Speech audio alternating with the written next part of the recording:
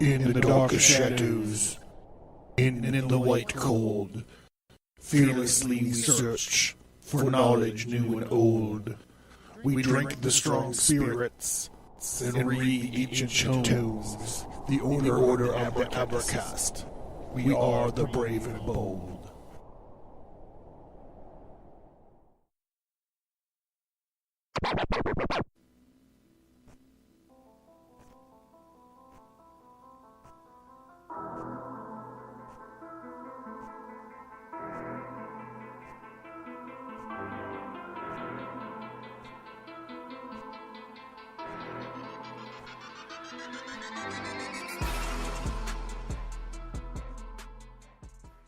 The Ages begins with the shocking story of Cain and Abel and the journey of violence and revenge spanning thousands of years, following Cain through his cursed life from an ancient invasion of malicious angels to the American Revolutionary War. A masterful, compelling journey through time, The Ages delves deep into arcane knowledge, myth, and legend. The art is stunning, and the story takes you on a journey where mortals, immortals, angels, and demons are all forced to deal with the folly that is God's creation. It's a beautifully dark and gritty ride through history. This four-part story follows the astrological procession of the ages and how each 2,500-year age parallels major changes in the development of Earth's inhabitants. Cain's blasphemous struggle with the divine and sacred tyrant God will create and crumble empires, shape history, and cause a cosmic cataclysm.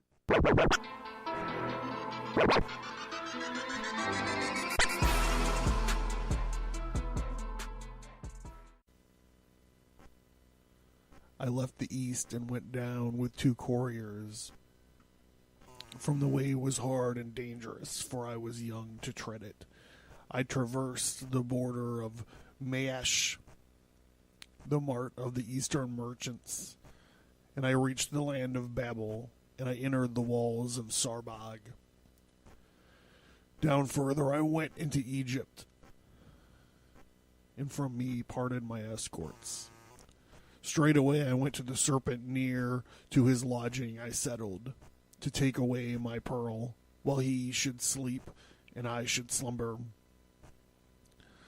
Lone was I there, yea, all lonely, to my fellow lodgers a stranger. However, I saw there a noble from the dawn land, my kinsman, a young man, fair and well-favored, the son of grandees, and he came and joined me. I made him my chosen companion, a comrade, for sharing my wares with, and he warned me against the Egyptians, against mixing with the unclean ones, for I had clothed me as they were, that they might not guess I had come from afar to take off the pearl, and so arouse the serpent against me. But from some occasion or another, they learned I was not from their country. From their wiles they made my acquaintance, yea, and gave me their victuals to eat. And I forgot I was a king's son, and became a slave to their king. And I forgot all concerning the pearl, for which my parents had sent me. And from the weight of their victuals I sank down into a deep sleep. It's a portion of the hymn of Judas Thomas the Apostle in the country of the Indians. It's also called the hem of the glorious robe, or the hem of the pearl. Something like that. Hem of the pearl. Yeah, that's right. All right, let's go. Let's get it on.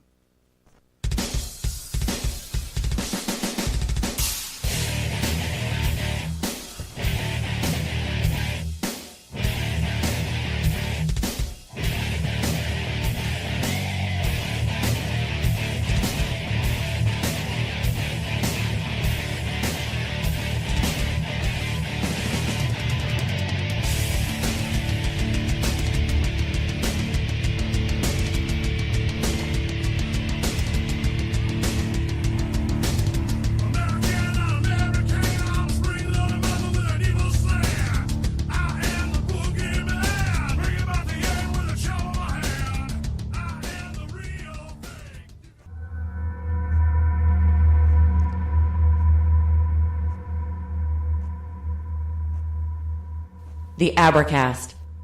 Occult. History. Conspiracy. Violence.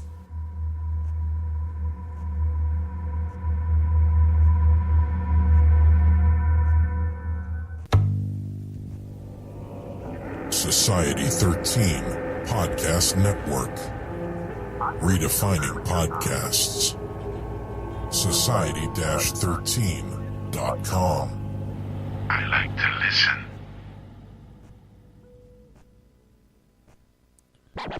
All right, everybody, welcome to the Abercast. I'm John. We're plodding along here in our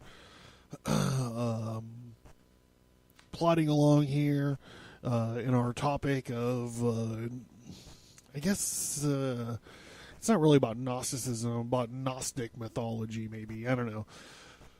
But over the last few months, I was looking at the episodes, and I noticed we've actually been working through Genesis backwards, like starting at we're starting at the flood and then moving to Cain and Abel. So today I thought that we would get into the story of Adam and Eve, and they're all from different sources, like the Book of Enoch and the Book of Enoch and Ginsburg's Legends of the Jews, to talk about Genesis, the angel invasion and the flood, and the Masonic myths regarding Cain and Abel. So I thought we could flip gears again, and we're gonna be continuing with the Nag Hammadi text. You can find it in the show notes if you want to pick it up. I got a collective of all the Nag Hammadi library, obviously translated to English, but we're going to get into a couple different of the Adam and Eve stories that are found in the Gnostic texts of Adam and Eve. So it fits in with our Gnostic theme, and it also fits in with this weird, unplanned kind of working backwards through Genesis. So I don't know. These things happen. So before we get started, would just like to say, check out stigmatastudios.com. That website's going to be going away pretty soon. Not the actual site. The domain and everything will still be there, but I got to figure out how to get a new site up pretty quick. So go there. You can find all my social media links up top. I want to encourage everyone to rate and review the show on iTunes. And if you like the show, rate and review it on iTunes. Please, somebody fucking do it. And yeah, and that's it. Pick up some books. You'll be hearing about some books here and there throughout the episode. So pick some of those up, and I think that's it. I think we're gonna go ahead and we're gonna do a quick spot here, and then we're gonna get into it. And that first bit was it's from a poem. It's got a couple of different names. The poem, the one that I'm reading from, is called "The Hymn," or "The Hymn of Judas Thomas the Apostle in the Country of the Indians." I know it more better. I know it more better as "The Hymn of the Pearl," or "The Hymn of the Glorious Robe," something like that. So there's different translations out there or whatever, but it's a great allegory. So the idea is this is from the Acts of Thomas, and I believe this is not fresh in my memory, but I believe the idea is he's in prison and he's ministering to the other prisoners, and he starts telling the story of this of someone getting sent to Egypt to get a pearl out of a serpent's mouth. So I just wanted to do that as the cold open, because that's going to be at the end of we're going to wait and do that at the end of the episode. And it's basically an allegory for what we're talking about here, which is this Gnostic mythology, or this Gnostic worldview of someone getting sent to this dark land and getting tied up in the material nature and forgetting their mission or whatever. So if you're interested in that, I'm not real down with poetry. I'm not a poet. So I'm not, there's nothing that's going to be there that's going to blow your mind away as far as me reading this poetry. But the story, like I said, is a great allegory for the kind of stuff that we've been talking about for the last 3-ish episodes now. So, okay, here we go. We're going to do this real quick, and we're going to come back, and we're going to get right into this. So stick around.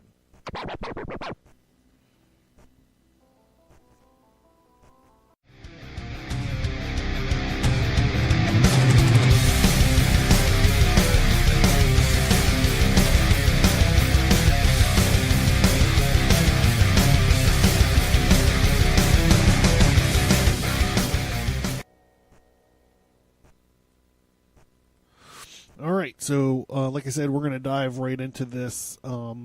If you're interested in this, check out the link in the show notes. The Nag Hammadi Library is the featured book for the evening, edited by James M. Robinson. We're jumping right into the Apocalypse of Adam, which is introduced by this George McRae and translated by him. So I'm just going to read the first part of the intro here, just to help us get our bearings with this. You have to remember, this isn't in the Bible. This isn't the biblical story. This isn't the Kabbalistic.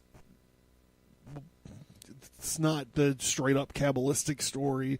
This isn't even actually the straight up Gnostic story. These Gnostics, they told these stories over and over again, varying one or the other or different sects of them. So there's actually quite a few stories in this Apocrypha or this Nag Hammadi library, this collection of text or whatever, that tell the story over and over again with varying degrees of whatever. So, I'm reading this and I'm just warning you, like, if I'm reading this and I see something that doesn't agree with your worldview, or if you know about Gnosticism and you're like, that's not the way it went down. Like, this is just one of very many narrations of the story. So I picked this one to start off with because this is the Apocalypse of Adam, the Adam. So it's like, am I saying that he wrote this? No, of course not. This wasn't written until, many hundreds of years, probably. Well, I'm not going to say hundreds of years. This isn't going to be written until after Jesus' death. It's just the same way that people write, and they're like, I'm going to just attribute this to, like, this is the secret divine writings of Hermes Trismegistus or whatever. Like, Hermes Trismegistus didn't sit down and write this book, okay? It's just like they just wrote it. They just wrote it and called it his. It's the same way with, like, the Septuagint or the New Testament Gospels and stuff. Like, there's very little data to state that John actually wrote John, and like Paul actually wrote the book of Paul, and I'm sure I'm off into left field already. Okay, so the Apocalypse of Adam, introduction by George W. McRae. He says the Apocalypse of Adam is a revelation received by Adam of 3 heavenly visitors, narrated by him to his son Seth. So we've encountered Seth already when we were doing the son of the line of Cain episodes. Seth is in that set of story, that mythology, Seth was the 3rd son, or actually, hold on, he was the 2nd son of Adam and Eve. He was had to replace Abel, who had been slain. He explains the loss of saving knowledge by himself and Eve after the fall, its transmission to Seth and his descendants. It is its preservation despite the attempts of the Creator God to destroy mankind by flood and by fire, until the 3rd coming of a Savior figure, the Illuminator. The latter is persecuted by the powers of the world, but will ultimately triumph over them. At the mention of his coming, there is a long hymnic passage, which may be an interpolation into an original apocalypse, in which 13 false, inadequate explanations of his origins are contrasted with a true one by the generation without a king, i.e., the Gnostics. The unusual passage is a remarkable example of Gnostic centricism. So let's just get into the story. So what I want you to do right now, boys and girls, children of all ages, is get that mason jar, clean it out. It needs to be clean. It needs to be immaculate. And I want you to put a whole tray full of ice cubes in there. Slam them in there if you have to. Pack them in. Get a small tack hammer or something and pound them in there if you have to, along with two real thin slices of lemon, 2 real thin lemon slices, and jam them in there as well.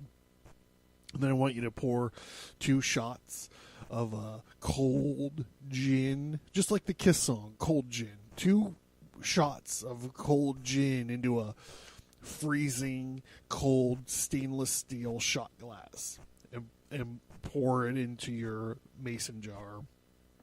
And then I want you to fill the rest of it up with tonic water and stir it up with a black chopstick. Just stir it up. And that's not a drink recipe, my friends. It's a formula for mass distraction. And we're going to get into the apocalypse of Adam right now. This is the fall of Adam and Eve. The revelation which Adam taught his son Seth in the 700th year, saying, "Listen to my words, son Seth. When God created me out of the earth along with Eve, your mother, I went about with her in a glory which she had seen in the Aeon from which we had come forth."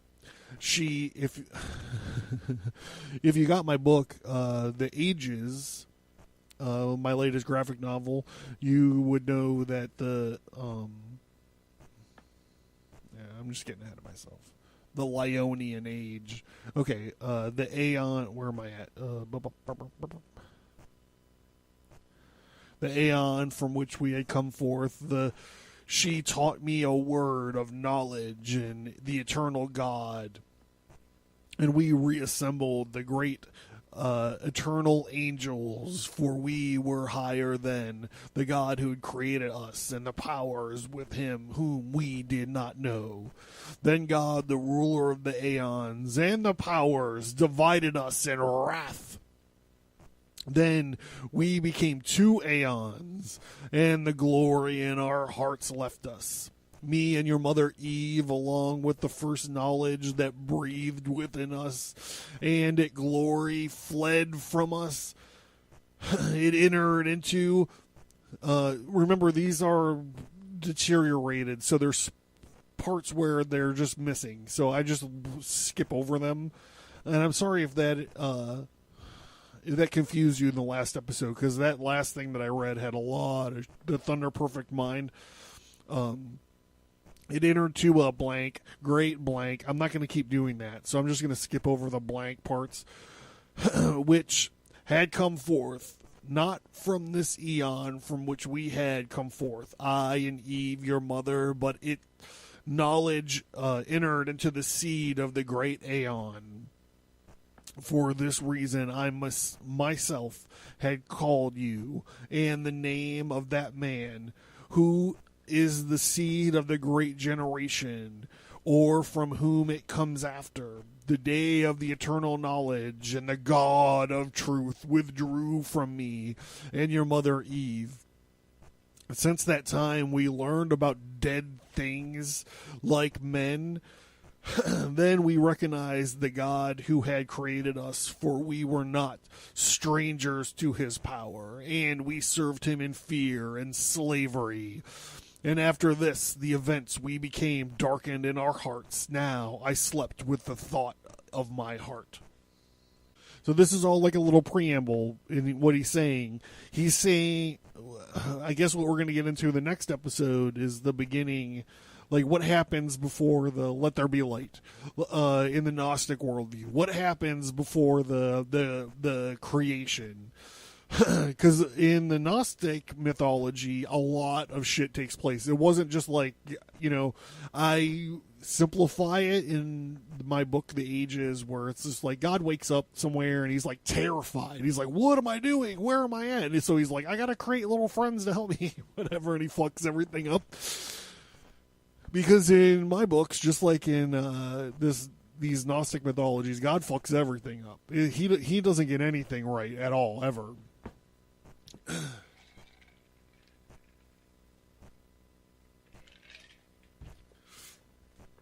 So he's just kind of going over that. He's like, look, we were here, then we realized that everything was fucked up. We got divided. He's saying we were a perfect Aeon. We were a perfect being. A lot of times Gnostics and Hermeticists will talk about this perfect being in the Garden of Eden as is a being with 4 eyes and 2 mouths and boobs and like both set of sexual organs. And what he's saying is like they were more powerful in that state as the God that created them, so they were divided in wrath to keep them low. So they were divided. There was instead of it's just like if there was a being with 4 eyes and 2 mouths and 4 ears and that had both sexual organs, then the God that created him, after he realized, well, fuck man, this thing got powerful, like I gotta divide it. He just grabs them and like rips them apart, rips them asunder, makes the gender, separating the genders. This is the whole point of the of magic, as far as Crowley's concerned. This is the whole reuniting of the opposites starts like right now. He says microcosm, macrocosm, male principle, female principle. That whole thing started right here. I want to actually go back and reread this. She taught me a word of knowledge for the eternal God, and we resembled the great eternal angels, for we were higher than the God who created us, and the power with him whom we did not know. Then God, the ruler of the Aeons, and the power divided us in wrath, and we became 2 Aeons. This is what he's talking about. So he doesn't go into saying, like, we got divided into 2 sexes, one spiritual, one material, one hot, one cold, one whatever, but it's all, that's where all this is coming from. So we're moving into Adam and Eve are awakened. And I saw 3 men before me whose likeness I was unable to recognize, since they were not the powers of God who created us. They surpassed glory, and men saying to me, arise, Adam, from the sleep of death, and hear about the Aeon and the seed of the man to whom life has come, who came from you and from Eve, your wife. And then I heard these words from the great men who were standing before me.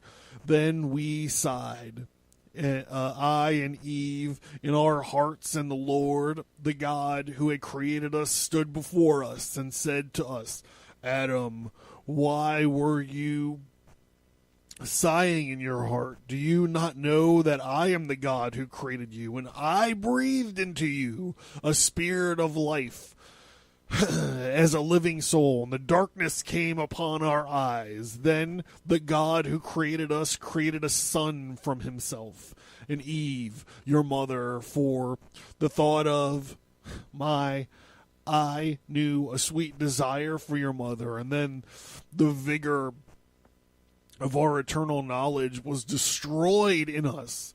The weakness pursued us, therefore the days of our lives became few, for I knew that I had come under the authority of death.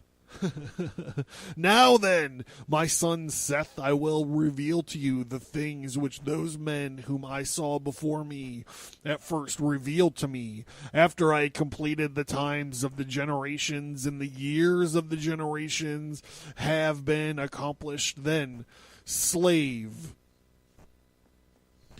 Okay, so that goes on, but that goes on to talk, that goes on to, is like a time jump to, the flood, Noah and the flood, which is important stuff for sure, and we'll get into that because we really didn't get into the flood. We got like right until like we did a weird thing. We skipped the flood because we started with. I mean, we didn't start with, but the earliest episodes that we could have mustered or whatever were the Tower of Babel and World War Zero. The magic underpants of Adam. So that happens. That's directly after the flood. Then we skip the flood and we go into the Book of Enoch. So the next thing maybe that we need to talk about is we got to get into flood myths. But instead of doing that right now, what we're going to do is we're going to flip back to another Nag Hammadi text. It's called "On the Origin of the World," and we're going to skip probably about. I don't know if it's halfway through. We're going to skip I don't know, maybe it's halfway. We're going to skip like halfway through, and we're going to talk, we're going to get into the creation of the human beings, which is the theme of tonight's show.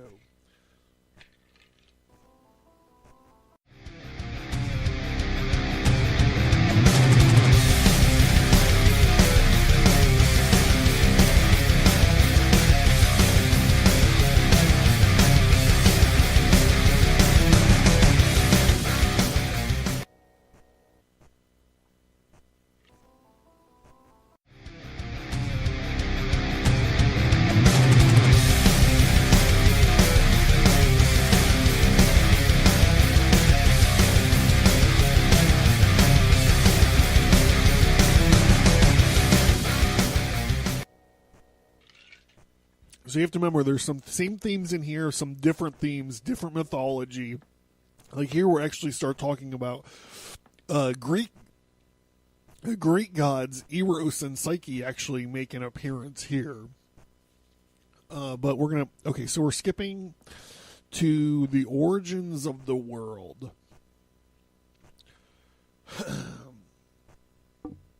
Since that day, all the authorities have honored the blood of the Virgin, and the earth was purified on account of the blood of the Virgin, and most of all, the water was purified through the likeness of Pistis Sophia, who had appeared to the prime parent of the waters. Justly then it has been said, through the waters, the holy water, since it vitrifies the all, it purifies it. Out of that first blood, Eros appeared, being androgynous. His masculinity is Himeros, being fire from the light. His femininity that is with him, the soul of blood, is from the stuff of Peronia. He is very lonely, in his beauty having charm beyond all the creatures of chaos. Thus all the gods and their angels, when they beheld Eros, became enamored of him, and appearing in all of them, he set them afire, just as from a single lamp from many lamps are lit, and one of the same light is there, but the lamp is not diminished, and in this way Eros became dispersed in all the created beings of chaos.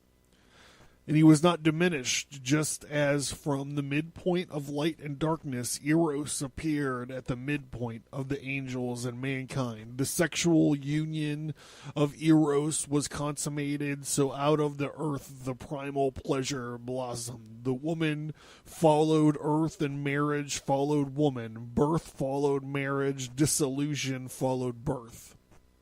After that, Eros, the grapevine, sprouted up out of the blood which had been shed over the earth. Because of this, those who drink of it conceive the desire of sexual union. After the grapevine, a fig tree and a pomegranate tree sprouted up from the earth together with the rest of the trees, all species having within them their seed from the seed of authorities of their angels. So here goes a weird way of there's a lot of weird stuff in here. The main thing that I wanted to point out, though, is in my graphic novel, The Ages. This passage, this Eros and Psyche passage from The Origin of the World, is basically the whole reason that I turned. You know, when you say Adam and Eve bit from the apple, well, nothing ever says it was an apple. No one ever said this shit was an apple that they were eating. No one ever said it was a pomegranate. No one ever said it was a whatever. But it's because of this Eros and Psyche passage from The Origin of the World in the Nag Hammadi library that I made it into wine. You bend these things to your own particular idiom, and hey, I'm a drinker. So the fruit of the knowledge, the fruit of the tree of the knowledge of good and evil, winds up being booze. You got to booze it up. That is what makes you transcend. It's a variation of the stoned ape theory, I suppose. So we're gonna continue. We're gonna talk about the creation of paradise. Then justice created paradise, being beautiful and being outside the orbit of the moon, in the orbit of the sun, in the land of wantonness, in the east, in the midst of the stones, and the desire is in the midst of the beautiful appetizing trees, and the tree of eternal life is, as it appears by God's will, the north of paradise, so that it might make eternal and the souls pure, who shall come forth from the mottled forms of poverty and the consummation of the ages. Now the color of the tree of life is like the sun, and the branches are beautiful, and its leaves are like those of cypress. And his fruit is a bunch of grapes. When it is white, its height, and it goes as far as heaven, and next to it the tree of acquaintance, Gnosis, having the strength of God, and its glory is like the moon when fully radiant, and its branches are beautiful. Its leaves are like fig leaves, and its fruit is like a good appetizing date. And this tree to the north of paradise, so that it might arouse souls from the torpor of the demons, in order that they might approach the tree of life, and eat of its fruit, and condemn the authorities and their angels. The effect of the tree is described in the sacred book, to wit, quote, "It is you who are the tree of acquaintance, which is in paradise, from which is the first man ate, and which opened his mind, and loved his female counterpart, and condemned the other, alien likenesses, and loathed them," unquote. Now, after it, the olive tree sprouted up, which was to purify the kings and the high priests of righteousness who were to appear in the last days, since the olive tree appeared out of the light of the first Adam for the sake of the indigent that they were to receive. This is funny. I'm reading this and I'm like, oh, this is like the this is like the Olive Garden. This is like not. It's like free. Just keep bringing the wine. Keep bringing the breadsticks. Keep bringing that dressing. That dressing will rock your fucking socks off. You know what I'm saying.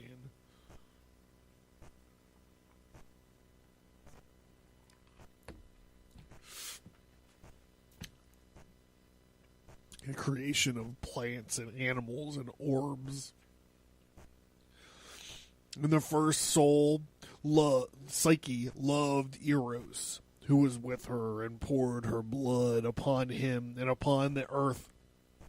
And out of that blood, the rose first sprouted up out of the earth, out of the thorn bush, to be a source of joy for the light that was to appear in the bush. Moreover, after this beautiful, good-smelling flower sprouted up from the earth, different kinds from every single virgin of the daughter of the Peronia.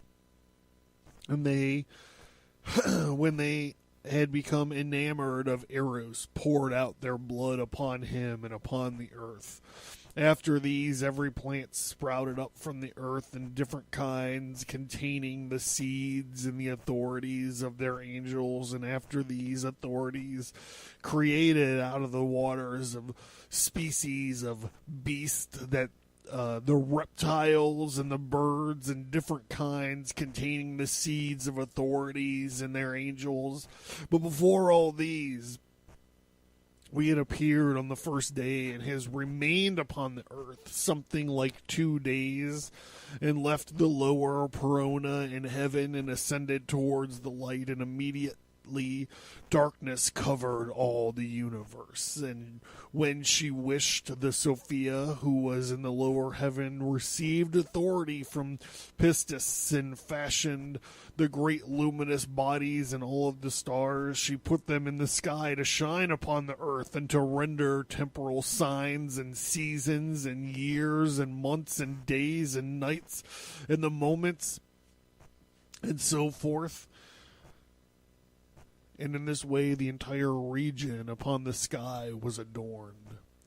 So this reminds us a lot of the Revelation 12 and the Sign of Jonah episodes, where we talk about the signs of the seasons and all this stuff being played out over and over again, and the stars, the reason for the heavenly lights in the sky.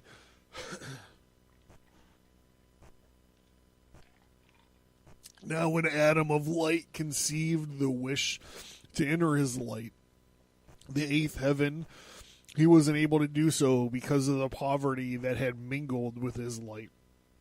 Then he created for himself a vast eternal realm, and within that eternal realm he created 6 eternal realms, and their adornments 6 in number, and were 7 times better than the heavens of chaos and their adornments. Now, all these eternal realms and their adornments exist within the infinity. That is, between the 8th heaven and the chaos below it, being counted with the universe that belongs to poverty. If you want to know the arrangements of these, you will find it written in the 7th universe to the prophets of Horalius.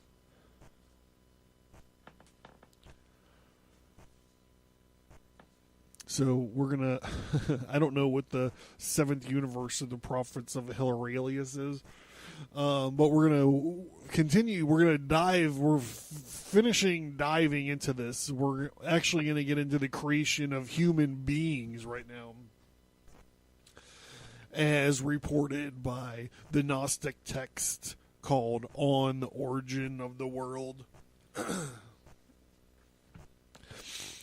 And before Adam of light had withdrawn in the chaos and authorities with him, and laughed at the prime parent. Whenever in this text you see the prime parent, they're talking about Yadel-Boeth, the demiurge. We talked about him last episodes, and we're going to talk about him, I think, a lot next episode. So, here we go again. And before Adam of light had withdrawn in the chaos, an authority saw him and laughed at the prime parent because he had lied when he said, "It is I who am God. No one exists before me." When they come to him, they said, "It is not the God who ruined our work." He answered and said, "Yes, if you do not want him to be able to ruin our work, come, let us create man," i.e., human being. That's silly. They could take that out of earth, according to the image of our body and according to the likeness of this being, to serve us, so that when he sees the likeness, he might become enamored of it. No longer will he ruin our work. Rather, we shall make those who are born of the light our servants. In all the duration of this eternal realm, now all this came to pass according to the forethought of Pistis. Scratch that, it's Pistis. In order that the man should appear after his likeness and should condemn them because of their modeled form, and their modeled form became an enclosure of the light. That's a way of saying, like, remember when we were talking about the internal spark? They're just wrapping it up. They're just embedding this internal infinity spark. They're wrapping this infinity spark into this modeled form, and it became an enclosure of the light. Then the authorities received the acquaintance necessary to create man, Sophia Zoe. She who is with Sabaoth. Sabaoth is in this mythology, in this story, he is the son of Yaldabaoth, and anticipated, and she laughed at their decision, for they are blind against their own interests. They are ignorantly created, and they do not realize what they are about to do. The reason she anticipated them and made for her own man first was in order that he might instruct their modeled form how to despise them and thus escape from them. Man, that's some heavy metal shit. She's in the first man. She's like encoding. She's putting a little viral encoding in there about to despise the creator God, so he will rebel against them. Tell me that's not awesome.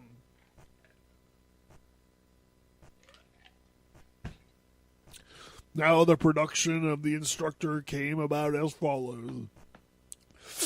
When Sophia let fall a droplet of light, it flowed onto the water, and immediately a human being appeared, being androgynous, and the droplet she molded first as a female body, afterwards using the body she molded in the likeness of the mother which she had appeared. And he had finished it in 12 months. An androgynous human being was produced, whom the Greeks called, oh my God, hermaphrodites, and whose mother the Hebrews called Eve of life, or Eve of Zoe, namely the female instructor of life. Her offspring is this creature that is Lord. Afterwards, the authorities called it beast, so that it might lead astray their modeled creatures. The interpretation of the beast is the instructor. The beast is the instructor, the supplicant of Gozor.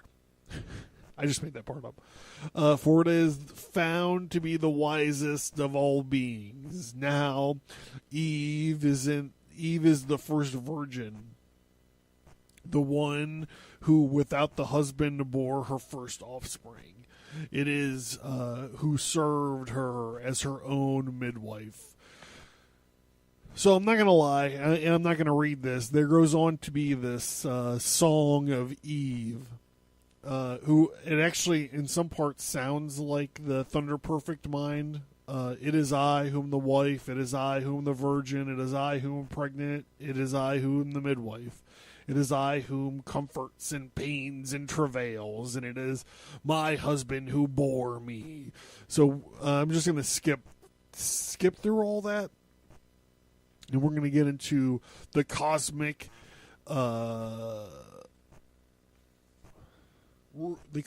rulers mold Adam. And at that time, the prime parent, remember what I said, this is the demiurge or Yaddle Boeth, then rendered an opinion considering man to those who are with him. Then teach of them, cast his sperm into the midst of the navel of the earth. I'm pretty sure that's a translational problem. It's probably not navel. Here, let's do this right. I'm 98.5% sure that you don't cast your sperm into a navel normally, especially if you're talking about creating life. So let's do this right. And at that time, the prime parent then rendered an opinion concerning men to those who were with him, and each of them cast his sperm into the midst of the cunt of the earth. Since that day, the 7 rulers have fashioned men with his body resembling their body, but his likeness resembling the man that appeared to him, and his modeling took place by parts, one at a time, and their leader fashioned the brain and the nervous system afterwards, and appeared as prior to him, and he became a soul-endowed man, and he was called Adam, that is father, according to the name of the one who existed before him. And then they had finished Adam, who abandoned his inanimate vessel, since he had taken from, like an abortion, and that no spirit was in him regarding this thing, and that the chief ruler remembered saying of Sistis that was afraid, let true man enter his modeled form and become its lord. For this reason he left his modeled form 40 days without a soul, and he withdrew and abandoned. In its 40th day, Sophia Zoe sent her breath into Adam, who had no soul, and beginning to move up the ground, and he could not stand up. So this is all like, he has a soul, he doesn't have a soul. It sounds a lot like they're just trying to hash out the numbers of like 40 days and 40 nights and all this other kind of stuff. So they go on and they create Adam, and then they go on and they breathe life into them, and then they go on to create Eve, and they move on to this next thing, which is called the cosmic rulers rape Eve. And then after this, I'm done. I'm not going to get farther into this. Like, this is as far as we're going to go. Then we're going to end the episode, and then at the end of the hot landing portion of the episode will be this hem of the pearl that we started with. The authorities were informed that their modeled form was alive and had arisen, and they were greatly troubled, and they sent 7 archangels to see what happened. They came to Adam. When they saw Eve talking to him, they said to one another, "What sort of thing is this luminous woman? For she resembles the likeness which appears to us in the light. Now come, let us lay hold of her and cast our seed into her, so that when we become soiled, she may not be able to ascend into her light. Rather, those whom she bears will be under our charge. And let us not tell Adam, for he is not one of us. Rather, let us bring a deep sleep over him, and let us instruct him in his sleep to the effect that she came from his rib, in order that his wife may obey, and she may be lorded over." So this is crazy. This is like the first conspiracy theory. They're like, look at this, honey. Let's go, like, they've got this plan. This is kind of like the same plan as we saw in the Book of Enoch episodes, where these angels are like, let's go hit her up. However, the other problem is that her other half, Adam, is asleep right now, and they're like, we'll just give him this story. Then Eve, back to the book, then Eve, being a force, laughed at their decision, and she put mist in their eyes and secretly left her likeness with Adam. And she entered the tree of acquaintances and remained there. And they pursued her, and she revealed to them that she had gone into the tree and become a tree. Then, entering a great state of fear, she blinded the blind creatures fled, and afterwards they had recovered from a daze and came to Adam. And seeing the likeness of this woman with him, they were greatly disturbed, thinking it was she, and that she was a true Eve. And they acted rationally, and they came up to her and seized her and cast their seed upon her. And they did so wickedly, defiling not only in natural, but also in foul ways, defiling first the seal of her voice. And that she had spoke with them, saying, What is that exists before you?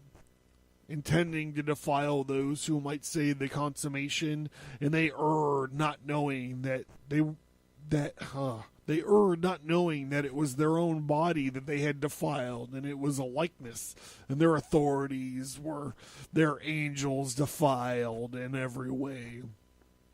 So, that's her. She played this is Eve as Bugs Bunny. She played a wild trick on these rapist archangels.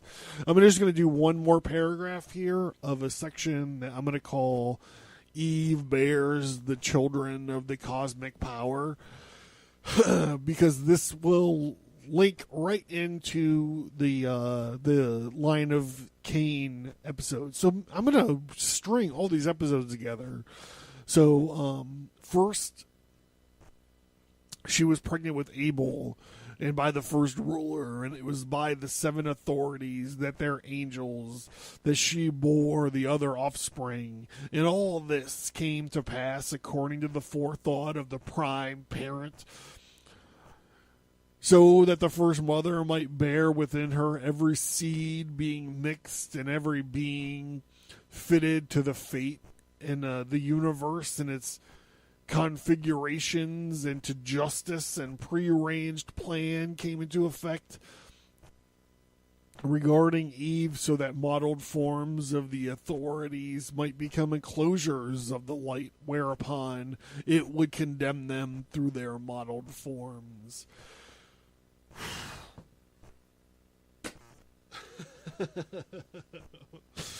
So I'm gonna end there. We're listening to some stuff, and then we're gonna do a hot landing after. We're gonna finish and redo the hymn of Judas, Thomas the Apostle, and the country of the Indians. Which it actually sounds better if you just say it's the hymn of the pearl, the Gnostic hymn of the pearl. That's what I'm talking about. So go to www.stigmatastudios.com. Find all my social media links up top. Please rate and review the show. If you learn something, if you're interested in what we're talking about, you hear the term Gnostic or Gnosis or Gnosticism get thrown around on these podcasts all the time. And I'm like, how come no one's actually explaining this? There's some Gnostic podcast out there that do it. How fast can I do this without being a shit face? Let's see. There's one in particular that's super interesting. So maybe I should just throw it out there for you guys anyways.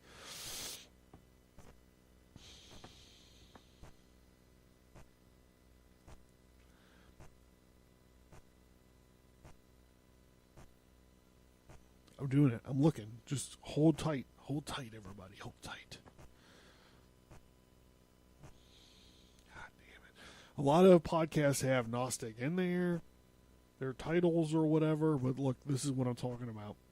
Where am I at?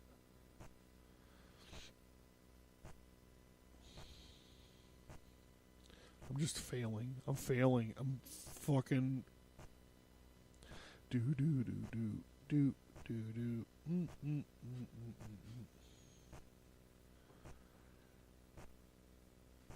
Talk Gnosis. Talk Gnosis is a great one. It's a bunch of Gnostics actually sitting around talking. And this is the best one. However, it doesn't seem to be current. So, I don't know. Alright, so fuck all that. I fucked all that stuff up. Alright, stigmatastudios.com. Check out the social media links up top. Find me on social media. I'm happy to talk to anybody. Rate and review the show. Please, I'm trying to get up. I'm trying to massively expand my listenership. With this new plan, I'm not, making you guys listen to like a bunch of commercials over and over again throughout the thing. Just 2 times. You just got to listen to commercials. Just 2 times. That's it. So have mercy. Mother mercy on me. And then we're going to listen to these fucking things right now. And then I'm going to get into the hem and the pearl. And then we're going to be done, bros. Done. And that's it. Then we're going to move into some crazy shit for the what happened before the Let There Be Light. So, all right, let's go. This is what I'm saying.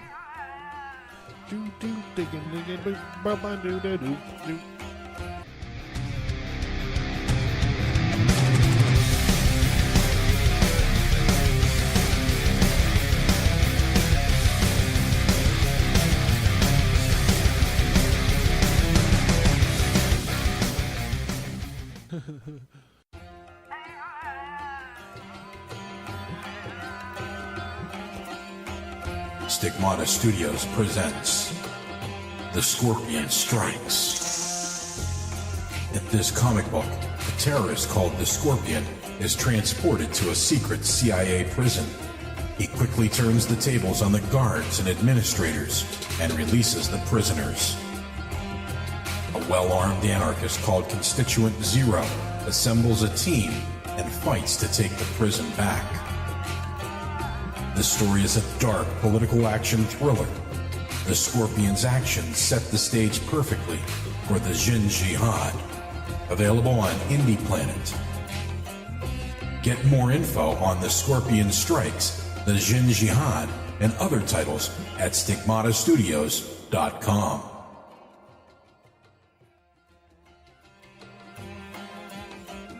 Stigmata Studios presents The Test of the Scorpion. In this comic book, while the Jin Jihad is raging on one side of the city, the terrorist called the Scorpion sets a secondary attack in motion as he obtains a small tactical nuclear bomb. A mysterious, ever-living warrior called Cyrus the Dead Guy steps forward to test the faith of the Scorpion and his lunatic followers. This is an action-adventure story. It's a bit of swashbuckler that wraps up the Jihad stories. Available on Indie Planet. Get more info on The Scorpion Strikes, the Jin Jihad, The Test of the Scorpion, and other titles at stigmatastudios.com.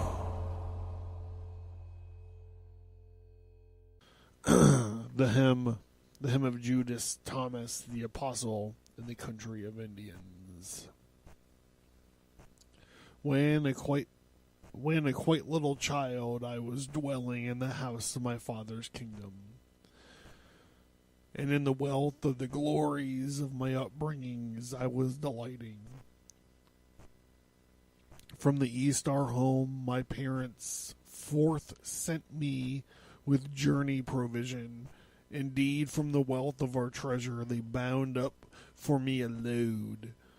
Large was it, yet it was so light that all alone I could bear it.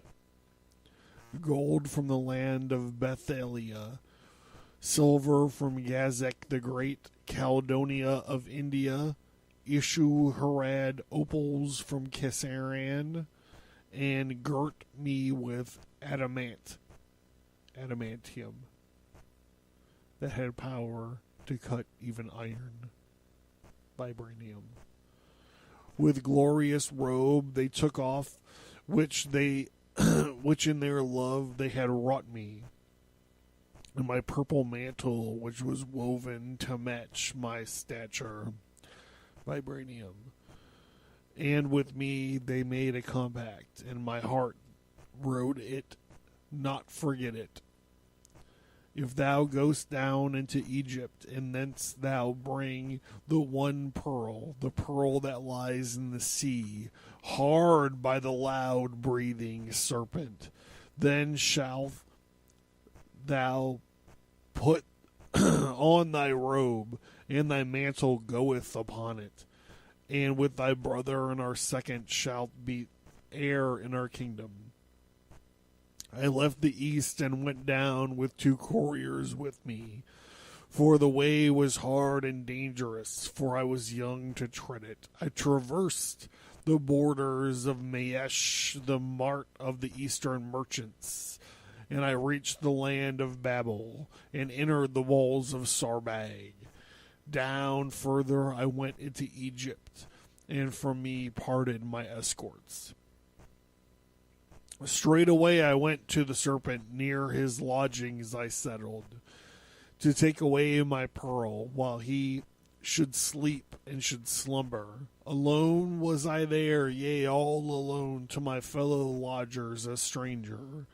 However, I saw there a noble from the dawn land, my kinsman, a young man fair and well favored, the son of grandees. He came and joined me.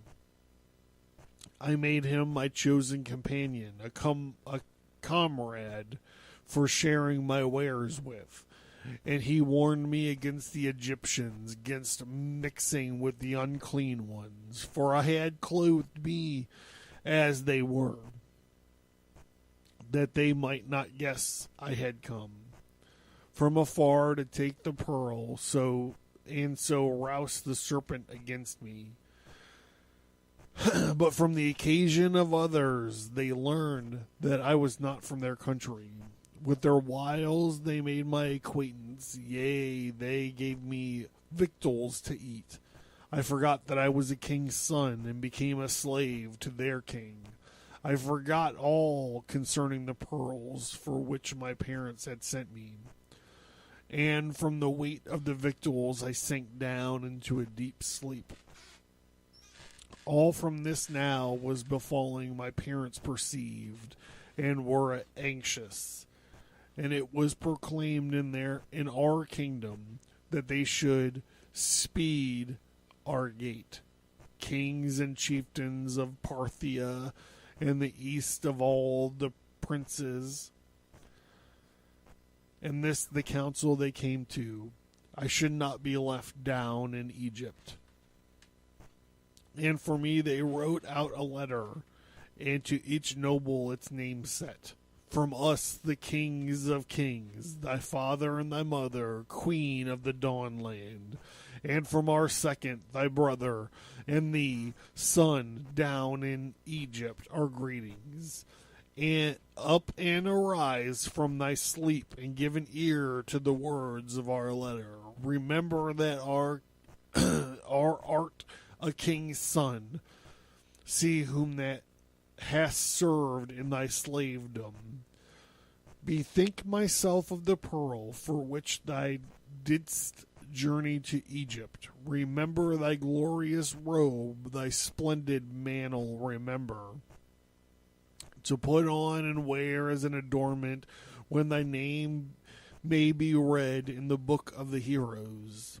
And with our successor, the brother, thou mayest an heir in our kingdom.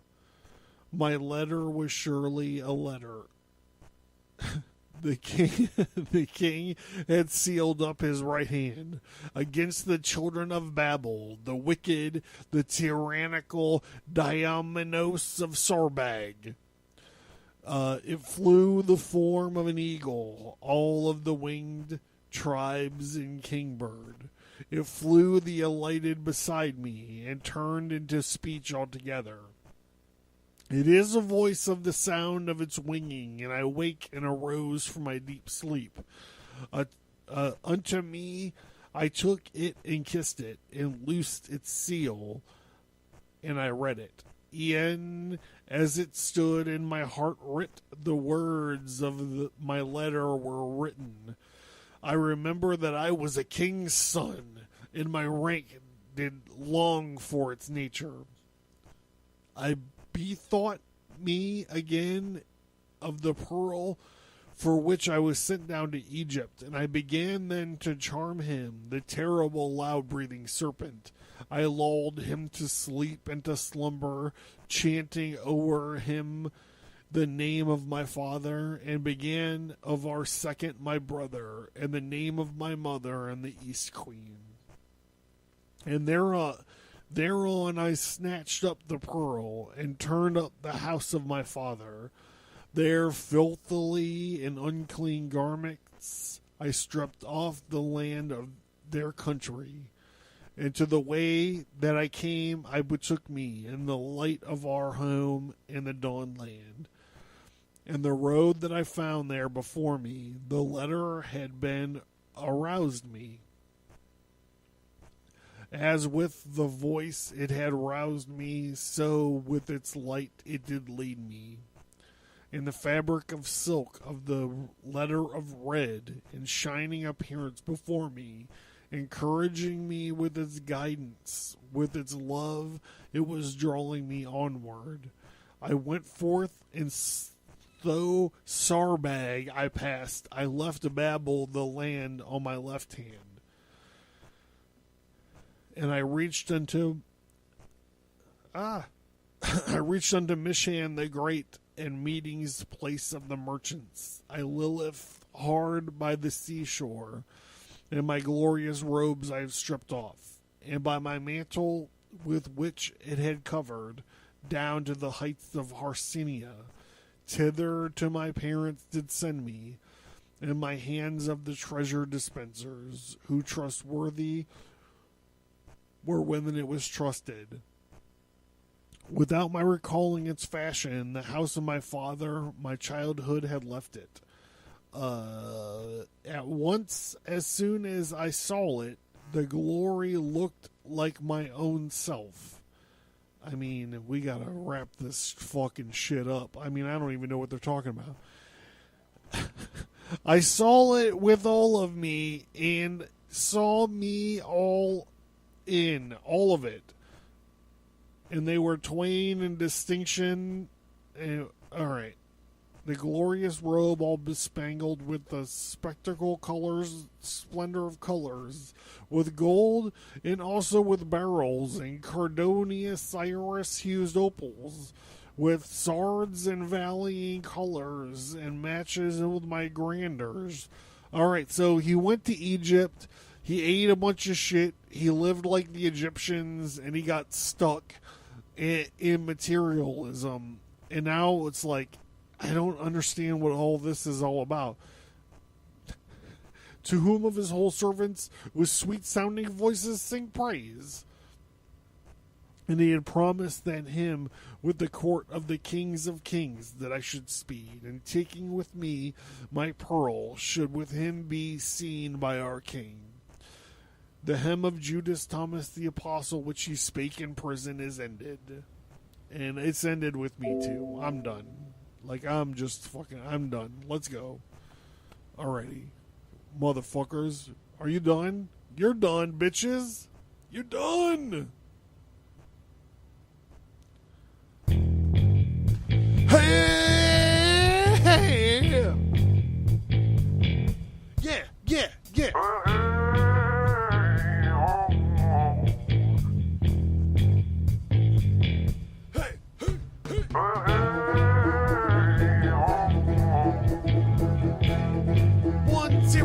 Zero zero 1 1 1 0 1 0 1 1 0 0 0 1 1 1 0 1 0